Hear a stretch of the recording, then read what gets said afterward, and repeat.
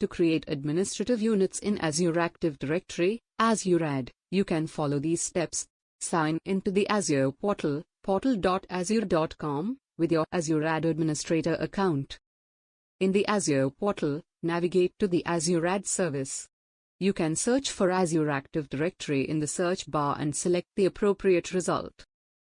Once in the Azure Add service, select Administrative Units from the left-hand menu. To create a new administrative unit, A. Click on the New Administrative Unit button. B. Provide a name and a description for the administrative unit.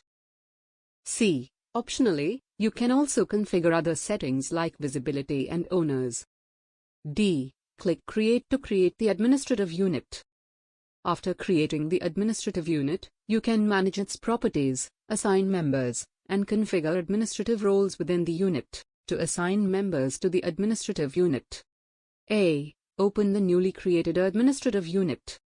B. Select the Members tab. C. Click on the Add Members button.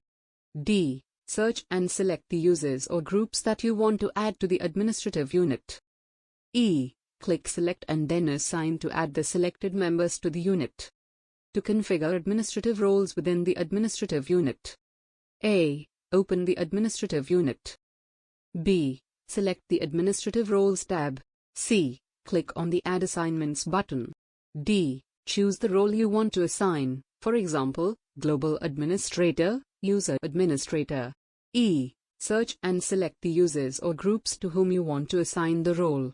F. Click Select and then Assign to assign the role to the selected members within the unit.